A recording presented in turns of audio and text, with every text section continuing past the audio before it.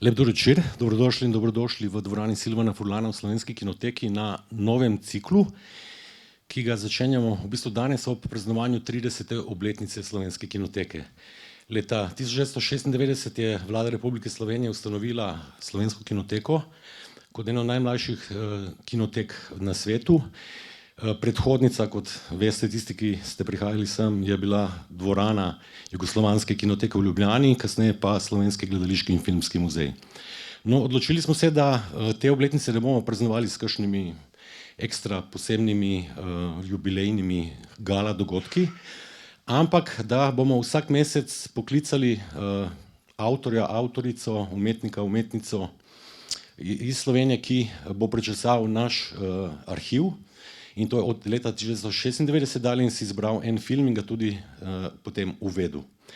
Začeli smo v bistvu v februarja, ko smo imeli na platnu film, ki si ga je izbral prvi direktor in ustanovitelj kinoteke Silvan Furlan. In to je bil film Mama in kurba Žana Eustaša, ki ga v času njegovega življenja žal še nismo mogli imeti v našem arhivu. Sedaj pa je v arhivu kinoteke na razpolago cel opus Žana Eustaša, ki ga bomo tudi predvajali skozi leto in še naprej. V aprilu gostimo filozofinjo Alenko Zupančič, ki si je izbrala film Melanholija Larsa von Trierja. Danes pa mi je v veliko čast, da povabim Tomija Janežiča, gledališkega režiserja, ki bo povedal, zakaj si je izbral film Andreja Zvjaginceva Vrnitev iz leta 2003. Tomi Janežič, prosim.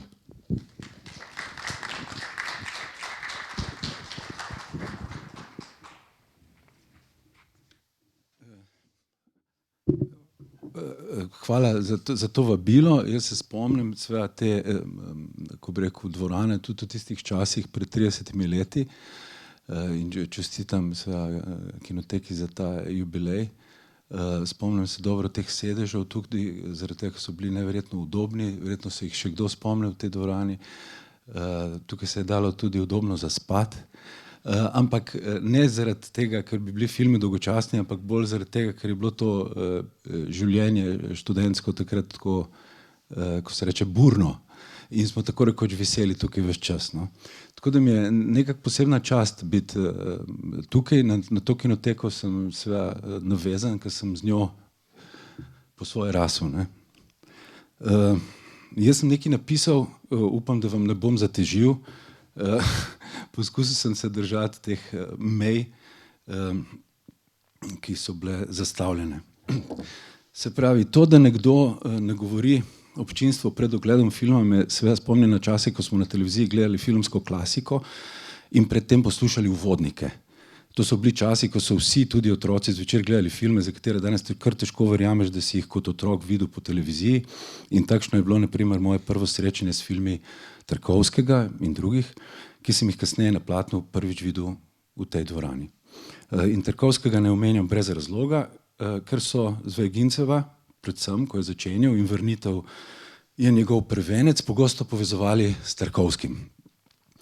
Filmski premišljevalci so v filmu takoj opazili povezavo s 7-delno strukturo filma pri Andreju Rubljovu, nenadno spremembo vremena kot v Zrcalu, peresce kot v Nostalgiji, umetniško sliko žrtvovanja kot v Žrtvovanju, povezavo s Stalkerjem, kjer gre za pot v tako imenovano cono, ali pa tudi v žanrskem premiku. Stalker je realističen film na osnovi scenarija, ki je izvirno znanstvena fantastika in se ves čas, si mogoče poznate kateri film, mislim knjigo tudi Piknik na robu ceste, ki se ves čas giblje na čudni meji obojega. Film Vrnitev, ki si ga bomo ogledali, pa naj bi v izvirnem scenariju bil neke vrste kriminalka ali pa celo akcijski thriller. Seveda ni nič od tega. Zvjagincev je naredil psihološko dramo, ki deluje brezčasno ter po svoje mitsko in v kateri se človek kar težko izogne vtisu, da je hkrati tudi parabola ali pa alegorija, če jo želimo tako interpretirati. In če sem omenil Tarkovskega, ne gre spregledati podrobnosti, da se otroka v filmu Vrnitev imenujeta Ivan in Andrej. Edina filma Tarkovskega z imeni sta Ivanovo otroštvo in Andrej Rubljov. No, ampak krivično bi bilo filme Zvjaginceva obremenjevati s primerjavo s filmi Tarkovskega. Zvjagincev je izviren in svojevrsten avtor in njegov filmski razvoj je v resnici šel v drugačno smer. Drži pa, da je tudi Tarkovski začel s filmom, v katerem je protagonist otrok Ivanovo otroštvo in tudi on je za svoj prvenec dobil Beneškega zlatega leva. Oba filma sta seveda povsem različna, ampak v obeh filmih je svet viden skozi otroka, pokrajina ima poseben pomen in obe zgodbi govorita o recimo tako otroški deziluziji, o iniciaciji otroka v brutalen svet odraslih. Otroka igralca v filmu Vrnitev igrata neverjetno sugestivno in seveda na misel pridejo tudi drugi takšni primeri. Film, ki sem se ga sam spomnil, je na primer izjemen Truffautov film 400 udarcev. To je eden tistih filmov, pri katerih me je tako kot v filmu Vrnitev impresionirala otrokova igralska prisotnost in ekspresivnost. Tudi v filmu 400 udarcev, ki je sicer avtobiografski in socialno zelo konkreten, za razliko od veliko bolj simbolne drame, če je tako rečemo Zvijaginceva, gre za perspektivo otroka, v katerem je odrasli svet nerazumljiv in v katerem pravila pogosto niso pojasnjena, avtoriteta pa je dvoumna. In zanimivo, v vseh treh primerih so otroci stari 12 let. No, ampak kaj je o filmu sploh povedati pred njegovim ogledom? Mogoče sem, da vas vprašam, kdo pa je film že videl in kdo filma še ne videl, samo tako za informacijo. Vas je veliko ta film že videlo? Aha, v bistvu samo neki. Aha, že to je zanimivo. Ok, se pravi, za nekatere bo to prvi ogled tega filma. Zgodba se, kot veste ali pa boste videli, odvija v tednu dni in človek bi se, če bi preveč razumsko sledil biblijskim referencam v filmu, vprašal, ali gre za nekakšno genezo ali Noetov potop ali za knjigo Razodetja, kjer prevladuje število 7 in govori o dokončnosti Božje sodbe in načrta, ali za očiščenje, ki po različnih predpisih Mojzesove postave traja 7 dni, ampak brško ne bi vsak tak enoznačen odgovor zgrešil bistvo, ker se zdi, da želi film tako s svojo 7-delnostjo kot z drugimi elementi vzpostaviti nekaj tako temeljno arhetipskega, da se bolj kot določenega religijskega izročila tiče univerzalno bivanskega. Pravzaprav v filmu, ki po svoje lahko nekomu deluje sakralno, religije dejansko ni. Ali pa bi bilo bolje reči, da je ni v zgodbi, čeprav otroka iščeta fotografijo očeta prav v stari knjigi z bibličnimi motivi in v svetu njem lahko deluje skoraj postreligijsko. Po 12 letih odsotnosti se nenadoma vrne oče, odkot se je vzel, vpraša najmlajši sin Ivan, prišel je, mu odgovori brat Andrej in ko Ivan mami ponovi vprašanje, mu odgovori enako, preprosto je prišel. Oče ne bi bil pilot, spustil se je torej z neba. In njegov prihod pomeni začetek potovanja, ki se izkaže za usodno. Potovanje, v katerem težko ne vidimo mitske iniciacije, filma pa kot zgodbe o nekakšnem obredu prehoda. Gre za film, ki za sabo načrtno pušča odprta vprašanja. Sam režiser pravi, da zanj ni dokončnih odgovorov, da stvari v filmu ostajajo odprte in jih nihče ne more dokončno pojasniti. Zvijagincev celo reče, da je zanj veliko bolj pomembna slika in ne misel. In v filmu bomo slike vsekakor videli, direktor fotografije je Mihajl Kričman, in videli bomo tudi citate umetniških slik in raznovrstne reference od slike Abrahamove preizkušnje v knjigi, kjer je shranjena očetova fotografija. In ne gre pozabiti, da je to zgodba, ki simbolizira popolno pokornost Bogu. Bog Abrahama preizkuša tako, da mu kaže, da ne daruje svojega sina Izaka, angel pa žrtvovanje v zadnjem trenutku ustavi. Preko kompozicij in svetlobnih struktur, ki asociirajo na klasično slikarstvo, kontrasta med svetlobo in temo skoraj kot pri Caravaggiu, do statičnih frontalnih kompozicij, ki spominjajo na strukturo pravoslavnih ikon. Videli bomo simbolno ikonografijo, v kateri se dvakrat pojavi stolp in v kateri je nenehna spremljevalka voda, ki ni samo pokrajina in kot vemo, je voda v renesančnih in baročnih slikah pogosto v zvezi z duhovno transformacijo. Režiser v počasnem, a ves čas napetem, na videz realističnem filmu, ki ga je tako tudi mogoče gledati in mimogrede Tarkovski se je imel za realista, ustvari hkraten vtis pomenljivosti. Ena najbolj natančnih in očitnih likovnih rekonstrukcij je v prvem delu filma Objokovanje Kristusa, slika Andreja Mantanja, s katero režiser nedvoumno namigne, da iz zgodbe ne beremo zgolj dobesedno, temveč tudi kot parabolo. A že v tem prvem citatu je tudi svojevrstna inverzija. Na sliki Mantanje je mrtev Kristus, v prizoru vrnitve pa speči oče, ki se je po 12 letih nepričakovano vrnil. A drži. Tako kot je mrtvi Kristus vstal iz onostranstva, bo ta neimenovani oče, iz neznanega vstopil v življenje dveh otrok. In zanimivo, ta v filmu nikoli imenovani oče ne bi zavzel prav simbolno funkcijo, ki Lacan pravi ime očeta. V francoščini se le nom du père, ime očeta, sliši enako kot le nom du père, očetov ne, kar še poudarja prepoved, ki je nujna za razvoj otrokove identitete in vstop v družbo. In tako kot pri Lacanu, kjer ne gre za biološkega očeta kot osebo, temveč za instanco, ki vpelje zakon in red v otrokov svet, imamo tudi v filmu Vrnitev vtis, da ne gre zgolj ali pa sploh za biološkega očeta, temveč tudi ali predvsem za simbolnega očeta, ki v zgodbi niha med imaginarnim in simbolnim, če si sposodimo Lacanovo terminologijo, med očetom, ki naj bi deloval kot avtoriteta zakona, in avtoritarnim, groznim očetom. Kako sploh razumeti očeta in njegovo vrnitev? Zgolj v luči prepoznavne, kot boste videli, disfunkcionalnosti starih očetovskih vzorcev, kot zgodbo o preobrazbi ali še kako drugače. Film ni nikakršen rebus, ki bi ga bilo potrebno razvozlati, in dogodki v zgodbi ne bi mogli biti bolj jasni. To je eden tistih filmov, za katere se tudi več kot 20 let po ogledu, to lahko sam potrdim, spomniš, kaj se v filmu zgodi. Kako razumeti vse, kar se zgodi, kako vse, kar se zgodi, interpretirati, pa vendarle ostane odprto vprašanje. Na film Vrnitev Zviaginceva je danes seveda zanimivo pogledati v kontekstu filmov, ki jih je posnel kasneje in za katere smo ob njegovem prvencu zgolj ugibali, kakšni bodo. Skozi svojo kariero je opravil pot umetnika, ki je trdil, da ga politika sploh ne zanima, do režiserja, ki so ga v Rusiji označili za protiruskega. Danes vemo, Vrnitev pripada njegovi, kot jo sam imenuje, metafizični fazi.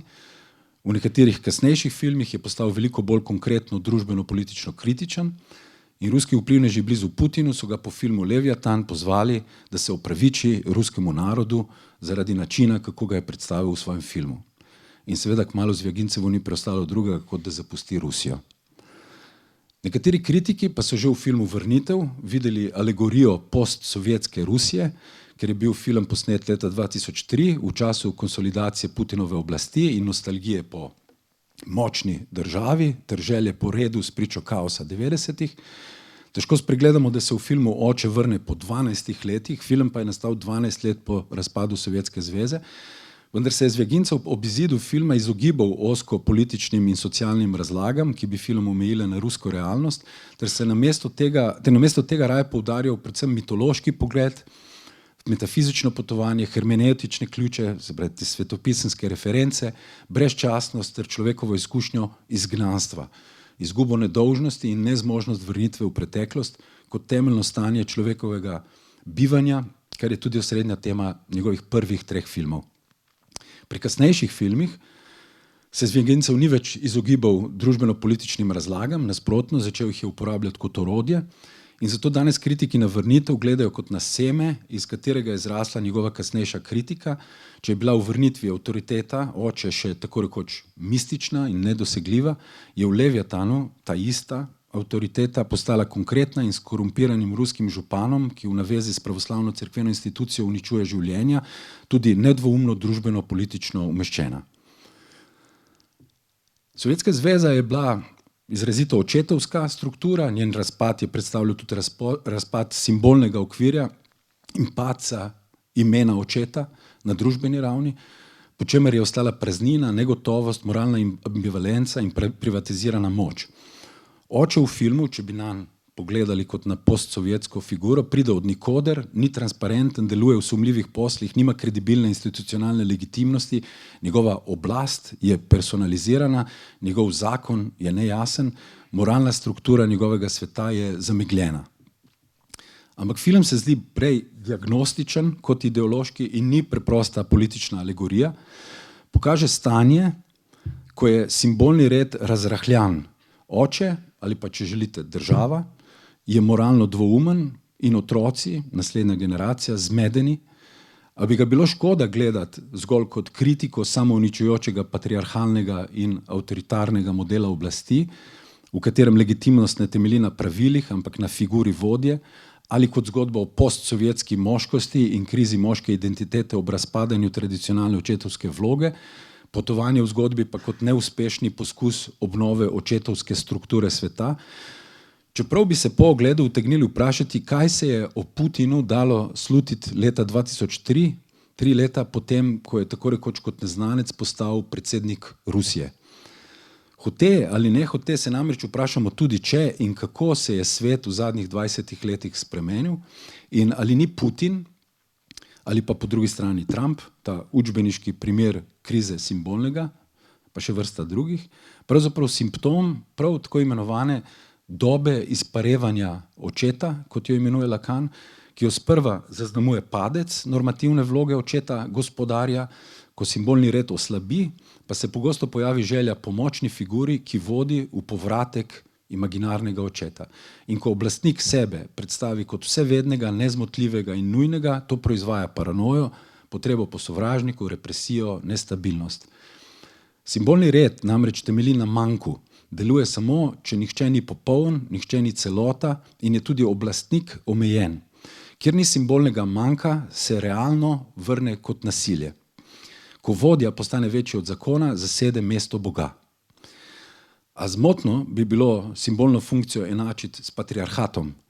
Lacanovo ime očeta ni moški gospodar ali avtoritarnost, temveč struktura zakona, zakona nad vsemi, vpis omejitve, tudi omejitve moči, priznanje manka ter razlika med funkcijo in osebo. Ta funkcija ni vezana na spol ali na družinski model, gre za strukturo in ne za dominacijo. Kastracija, ki je za simbolno funkcijo nujna, v psihoanalizi pomeni sprejem omejitve kot strukture realnosti. To ni represija, ki je nasilno zatiranje vsebine brez simbolne predelave. In z obojim imamo v filmu vrnitev opravka. Pri represiji zakon deluje kot prepoved brez razlage in želja je zato potisnjena, nestrukturirana, posameznik pa je razcepljen med prepovedjo in simptomom. Represija pravzaprav proizvaja simptome. Kastracija po drugi strani proizvaja subjekt, je nujna, ker brez nje želja postane neomejena, subjekt pa ostane v fantazmi vsemogočnosti. Kastracija torej ni represivna, ker ni osebna kazen, temveč realnost, strukturirana z omejitvijo, gre za simbolno dejstvo, ne za moralno obsodbo, gre za pogoj stabilne subjektivnosti, odgovornosti in svobode, ki ima mejo. Brez meje ni svobode, temveč prej ali slej nova tiranija. Upor proti avtoriteti pogosto skriva željo po novi avtoriteti. In če, ko nove stabilne simbolne strukture še niso vzpostavljene ali utrjene, ima to za posledico permisivnost in relativizem na eni strani ter populizem in avtoritarno nostalgijo na drugi. Obe skrajnosti sta seveda imaginarni in ne simbolni. Simbolni red je res fikcija, toda nujna fikcija. Če ga popolnoma razgradiš, ne prideš do čiste svobode, ampak do novega kaosa in nove personalizirane moči. In avtoriteta seveda ni isto kot avtoritarnost. Pri avtoriteti vodja predstavlja zakon, ki je večji od njega samega, tudi sam je podvržen zakonu, pravilo ni njegova kaprica, red je simbolno strukturiran, zakon obstaja neodvisno od posameznika. Če vodja izgine, zakon ostane. To je stabilna simbolna funkcija. V avtoritarnosti pa vodja ni predstavnik zakona, temveč se postavi na njegovo mesto. Zakon izhaja iz njegove volje, pravilo se spreminja z njegovo voljo. Tu velja, jaz sem zakon. To je imaginarna pozicija moči. Zakon ni strukturiran simbolno, ampak osebno. In v tem smislu zakona dejansko ni, obstaja samo volja. V avtoritarnosti ni razlike med funkcijo in egom. Oseba postane zakon. In avtoritarnost je seveda destabilizirajoča. Človek potrebuje predvidljivost zakona, stabilno simbolno strukturo, jasno mejo. Če zakon izhaja iz muhavosti posameznika, nastane tesnoba. Ko simbolni red razpade, ostane strah pred realnim. In to ni za razvoj nujna omejitev, kastracija, ampak arbitrarna grožnja. In morda se prav to zgodi tudi v zgodbi filma Vrnitev. Odnos z očetom, ali bi bilo bolje reči do očeta, je seveda v središču in vprašanje očeta za psihoanalizo nikoli ni bilo zgolj družinsko vprašanje, temveč eno od temeljnih vozlišč, v katerih se prepletajo nezavedno politika in kultura. Freud ga je utemeljil kot pogoj subjektivizacije. In Zviaginцева ta tema spremlja tudi v kasnejših filmih. No, ampak mislim, mi pride film Elena, kjer protagonistka simbolno in simbolično moškega ubije z Viagro, oziroma povzroči, da se on sam ubije z Viagro. No, ampak da ne grem predaleč, v lanskoletnem intervjuju o svojih filmih režiser pravi, da v njih nastopajo običajni ljudje, ki so postavljeni pred težke izbire. In tako je tudi v filmu Vrnitev. In verjetno je odlika filma prav v tem, da ga je mogoče gledati kot psihološko dramo, metafizično priliko ali družbeno-politično alegorijo, pa še kako drugače. A kakorkoli pogledamo, psihoanalitično, antropološko, filozofsko ali družbeno-politično, ne gre spregledati, da se vsi ti vidiki strinjajo v tem, da se človek oblikuje šele, ko naleti na mejo, na zakon ali pravila, ter da je prav v tem človekova eksistencialna iniciacija. Človek se oblikuje skozi napetost med svobodo in omejitvijo, posameznik postane avtentičen šele, ko naleti na meje bivanja. V filmu imamo torej opravka z bivansko temeljnim procesom, v katerem pa se pokažejo problemi. Sinova sta potisnjena v svet očetovega zakona, a ritualni vstop v svet pravil, ločitve in kastracije kmalu pokaže svoje disfunkcionalnosti.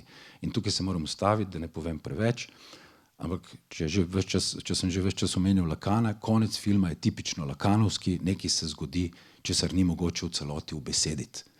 In vrnitev v filmu seveda ni zgolj vrnitev očeta, vrnitev je v filmu kar nekaj in o njih se morda lahko pogovorimo kasneje. Evo, hvala.